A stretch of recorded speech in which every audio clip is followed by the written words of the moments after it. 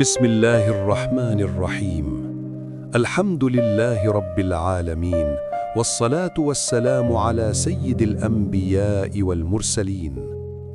محترم سامعین کرام، آج ہم اپنی گفتگو کے اس حصے میں ایک نہایت اہم بات سمجھنے جا رہے ہیں، اور وہ یہ ہے کہ انسان کی زندگی کا اصل مقصد کیا ہے اور رمضان ہمیں اس مقصد تک کیسے پہنچاتا ہے۔ انسان اکثر اپنی زندگی میں بہت سی چیزوں کے پیچھے بھاگتا ہے، کبھی مال کے پیچھے، کبھی عزت کے پیچھے، کبھی شہرت کے پیچھے اور کبھی طاقت کے پیچھے۔ لیکن حقیقت یہ ہے کہ یہ سب چیزیں عارضی ہیں۔ اصل کامیابی وہ ہے جو اللہ کی رضا میں ہو۔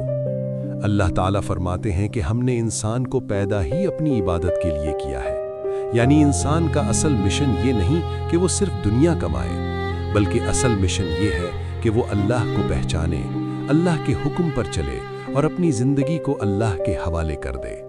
رمضان اسی حوالے سے ہمیں ایک زبردست موقع دیتا ہے۔ یہ مہینہ ہمیں جھنجھوڑ کر کہتا ہے، اے انسان، اب جاگ جا، اب لوٹ آ، اب اپنے رب سے تعلق جوڑ لے۔ رمضان ہمیں یہ سکھاتا ہے کہ صرف زبان سے اللہ اللہ کہنا کافی نہیں، بلکہ کردار سے اللہ کا بندہ بننا ضروری ہے۔ ہم روزہ رکھتے ہیں، لیکن کیا ہم جھوٹ چھوڑتے ہیں؟ ہم تراویح پڑھتے ہیں، لیکن کیا ہم غیبت چھوڑتے ہیں؟ ہم قرآن پڑھتے ہیں، لیکن کیا ہم قرآن پر عمل کرتے ہیں؟ یہی وہ سوال ہیں جو رمضان ہمیں اپنے اندر جھانک کر پوچھنے پر مجبور کرتا ہے۔ محترم بھائیوں، انسان کا سب سے بڑا دشمن کوئی باہر کا دشمن نہیں، بلکہ انسان کا سب سے بڑا دشمن اس کا اپنا نفس ہے۔ نفس کہتا ہے غصہ کرو، بدلہ لو، لوگوں کو نیچا دکھاؤ، حرام دیکھو، حرام سنو، حرام کماؤ۔ اور رمضان کہتا ہے صبر کرو، معاف کرو، نظریں جھکاؤ، زبان کو قابو میں رکھو، دل کو صاف کرو۔ اصل جہاد یہی ہے، اپنے نفس کے خلاف جہاد۔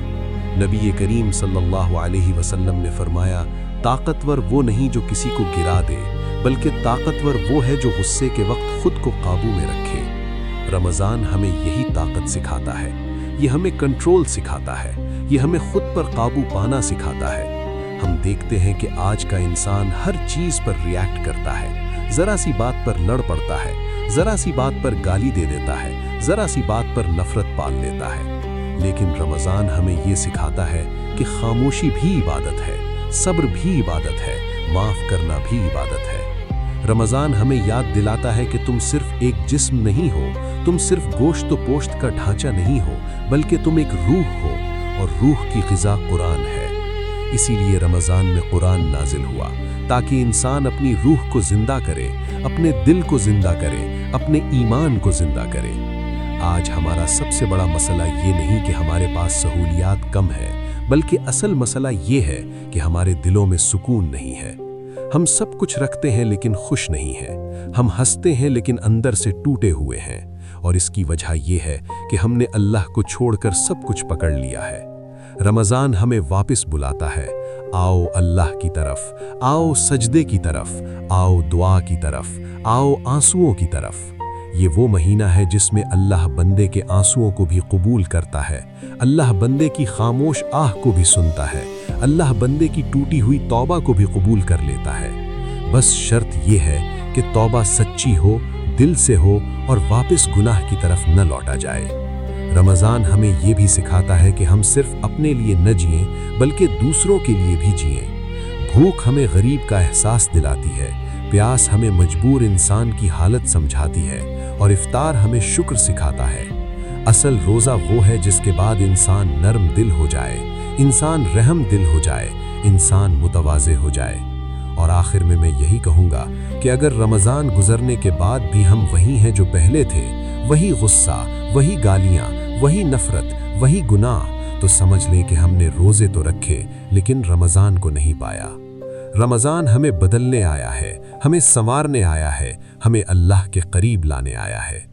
اللہ تعالی ہم سب کو رمضان کا حق ادا کرنے کی توفیق عطا فرمائے، ہمیں اپنے نفس پر قابو پانے کی طاقت دے، اور ہمیں وہ انسان بنا دے جو صرف رمضان میں نہیں بلکہ پوری زندگی اللہ کا بندہ بن کر جیے۔ آمین یا رب العالمین۔ اگر آپ چاہتے ہیں کہ ہم اس موضوع کا تیسرا حصہ पार्ट 2 भी लेकर आएं, जिसमें रमज़ान के बाद की ज़िंदगी, दिल की इस्लाह और ईमान को मजबूत करने के अमली तरीक़े बयान किए जाएं। तो वीडियो को लाइक ज़रूर करें, चैनल को सब्सक्राइब करें और कमेंट में अपनी कीमती राय ज़रूर लिखें कि आपको ये बयान कैसा लगा और आप पार्ट 2 में क्या सुनना चाहते हैं। आपका एक लाइक हमें हौसला देता है, आपका एक कमेंट हमें मज़ीद बेहतर बनाने का मौका देता है और आपका सब्सक्राइब करना हमारे लिए सदक़ाए जारिया बन सकता है। अल्लाह हम सबको अमल की तौफ़ीक़ अता फ़रमाए। आमीन या रब्बल आलमीन।